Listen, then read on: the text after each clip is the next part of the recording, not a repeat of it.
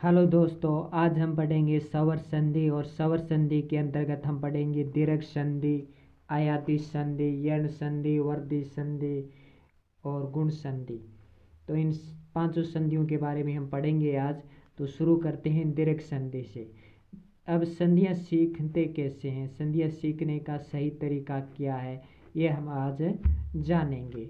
तो संधि सबसे पहले हम दीर्घ संधि देखते हैं। मैंने यहाँ पे लाइन लिखी है ए आ छोटी ई बड़ी ई छोटा ऊ बड़ा ऊ ए आई ओ औ। तो हम इसी लाइन के माध्यम से सभी संधियाँ पढ़ेंगे। तो देखते हैं कैसे पढ़ते हैं।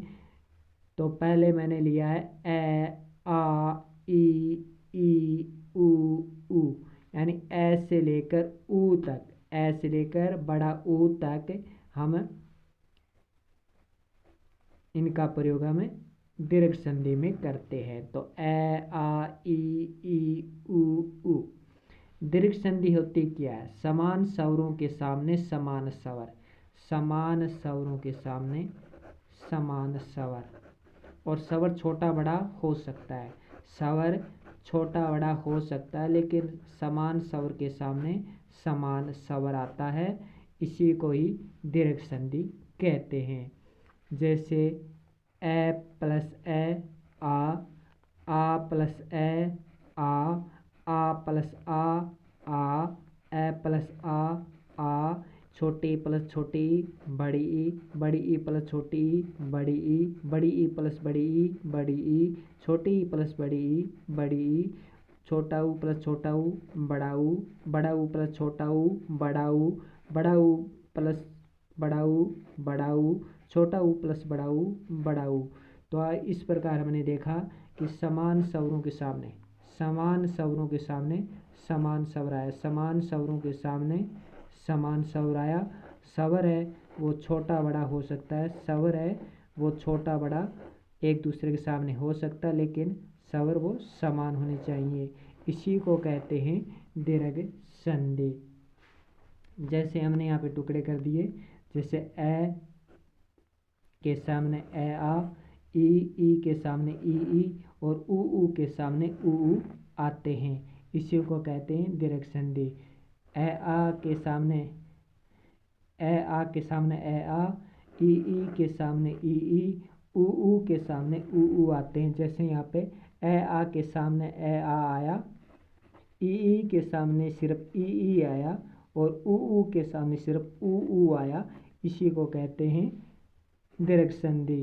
अब पढ़ते हम आयादी संधि के बारे में। आयादी संधि में यहाँ पे मैंने वहीं लिखा ए आ ई ऊ ए आई ओ औ। तो यहाँ पे मैंने आ कट कर दिया, उसके बाद में बड़ी ई कट कर दिया और बड़ा ऊ भी कट कर दिया। क्यों कट किया है आगे देखते हैं।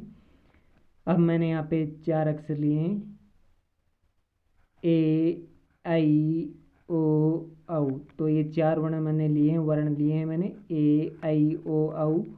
तो इसी पर ये आयादी संधि निर्भर है। तो ये ए आई ओ औ पर ही आयादी संधि डिपेंड है। तो देखते हैं कैसे। जैसे ए के बाद में आ के बाद में छोटी ई के बाद में बड़ी ई के बाद में ऊ। लेकिन मैंने आ कट कर दिया है, बड़ी ई कट कर दिया है, क्योंकि आयादी संधि में आ और बड़ी ई नहीं आते। आयादी संधि में आ और बड़ी ई नहीं आते। ए के सामने ए आई आता है, ई के सामने ओ औ आता है और ऊ के सामने औ आता है। तो ए के सामने ए आई आता है, ई के सामने ओ औ आता है और ऊ के सामने औ आता है। आइए इसे दूसरे तरीके से देखते हैं। जैसे ए के सामने ए आई, ई के सामने ओ औ, ऊ के सामने औ। अब देखिए, अब हम इसको उल्टा कर देते हैं। हमने देखा ए आई है वो ए के सामने आते हैं, ओ औ के सामने ई आता है, और औ के सामने ऊ आता है,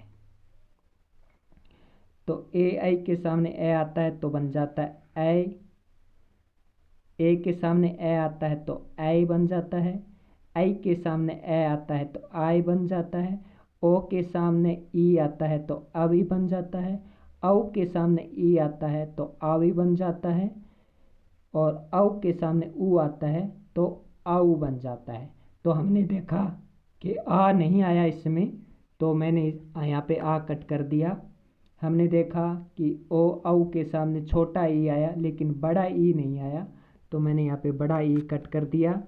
और यहाँ पे देखा कि औ के सामने छोटा ऊ आया, बड़ा ऊ नहीं आया, तो इसलिए मैंने यहाँ पे बड़ा ऊ कट कर दिया।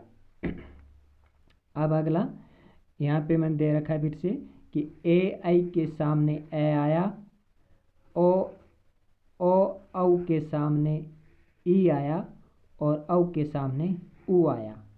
और यहाँ पे ओ औ के सामने जब ए आता है तो ओ के सामने जब ए आता है तो आओ, और जब औ के सामने ए आता है तो आओ, ओ के सामने ए आता है तो आओ, और औ के सामने जब ए आता है तो आओ।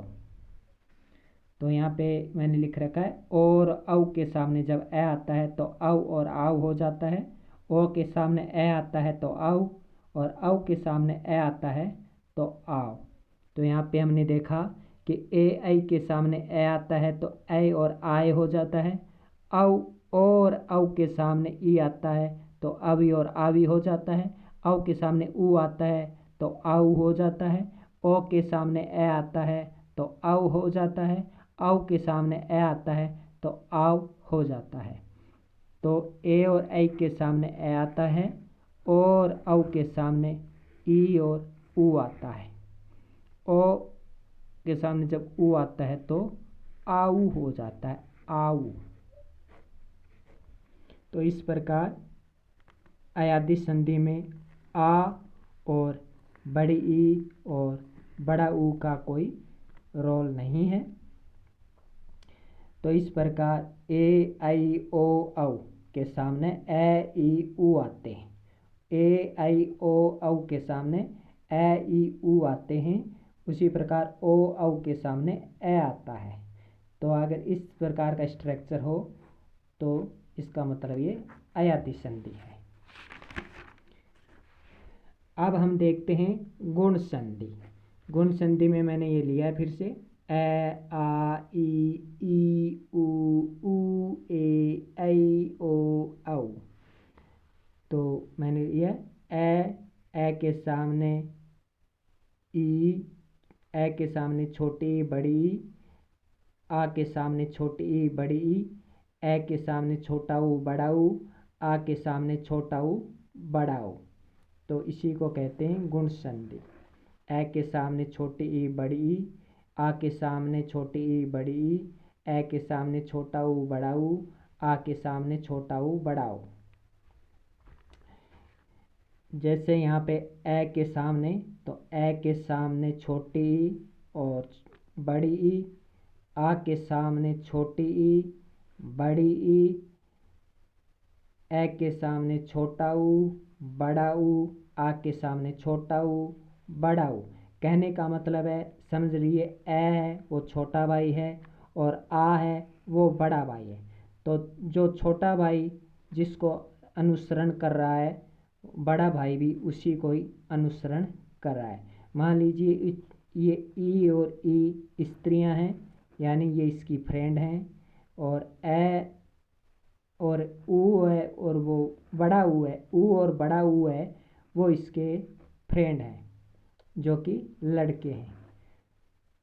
तो जो ए के फ्रेंड हैं वहीं आ के भी फ्रेंड हैं, जो छोटे भाई के फ्रेंड हैं वहीं बड़े भाई के फ्रेंड हैं।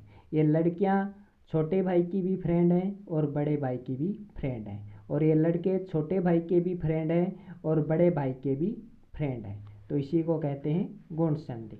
ए और आ के सामने जब ई आए तो ए हो जाता है, और जब ए आ के सामने ऊ और बड़ा ऊ आए तो ओ हो जाता है। जब ए आ के सामने छोटा ई और बड़ा ई आए तो ए हो जाता है। जब ए आ के सामने छोटा ऊ और बड़ा ऊ आए तो ओ हो जाता है। आगे देखते हैं। ए के बराबर अगर ई आए तो वो ए हो जाता है। ए के बराबर जब ई आए तो ए हो जाता है। जब आ के बराबर ई और ई आए तो ए फिर से हो जाता है। ए के सामने जब ऊ और ऊ आए तो ओ हो जाता है। और आ के सामने जब ऊ और आ आए, सॉरी, जब आ के सामने ऊ और ऊ आए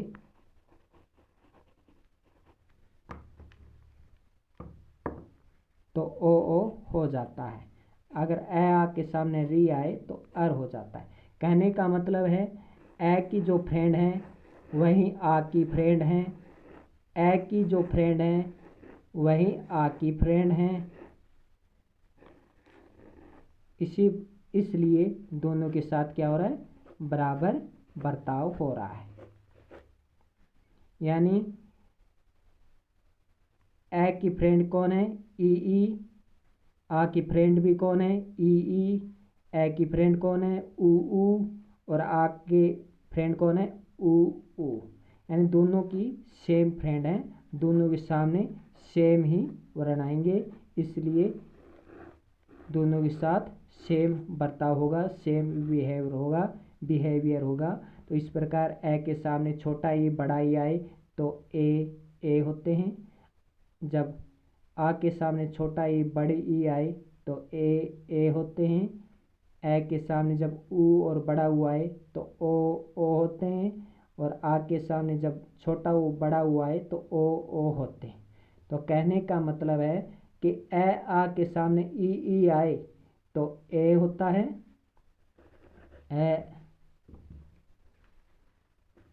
ए आ के सामने जब ई आए तो ए होता है। और जब ए आ के सामने ऊ आए तो ओ हो जाता है। और जब ए आ के सामने री आए तो अर हो जाता है। अब देखते हैं यण संधि। यण संधि में मैंने यही लिखा है, ए आ ई ऊ ए ऐ ओ औ। तो देखते हैं, जब ई के सामने ए आए तो ये हो जाता है। जब इसी ई के सामने आ आए तो या हो जाता है।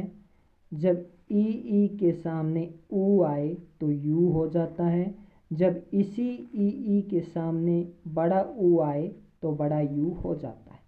जब ई के सामने ए आए तो ये हो जाता है। जब ई के सामने ओ आए तो यो हो जाता है। जब ई के सामने औ आए तो यौ हो जाता है। कहने का मतलब है ए, ये, आ, या, ऊ, यू, ऊ, यू, ए, ये, ओ, यो, औ, यौ। तो जब ई के सामने ए आए तो ये या हो जाता है। जब ई के सामने ए आ आए तो ये या। जब ई के सामने ऊ आए तो यू। जब ई के सामने ए ऐ ओ आए तो ये, यो, यौ हो जाता है। तो इसी प्रकार जब ऊ के सामने ई आए तो वी हो जाता है। और जब ए आए तो वे हो जाता है।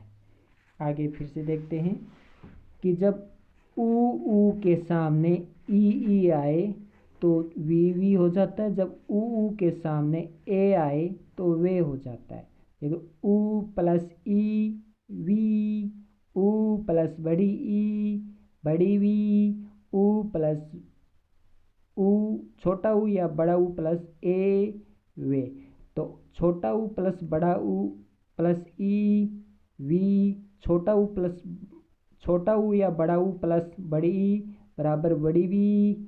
उसी प्रकार री प्लस ए और आ बराबर रे रा, री प्लस ए रे और री प्लस आ रा, री प्लस ए रे, री प्लस आ रा। तो इस प्रकार हमने सीखा कि ई प्लस ए ये या, ई प्लस ऊ यू, ई प्लस ए ये, ई प्लस ओ यो, ई प्लस यो औ यौ, ई प्लस ए आ ये या, ई प्लस ऊ यू, ई प्लस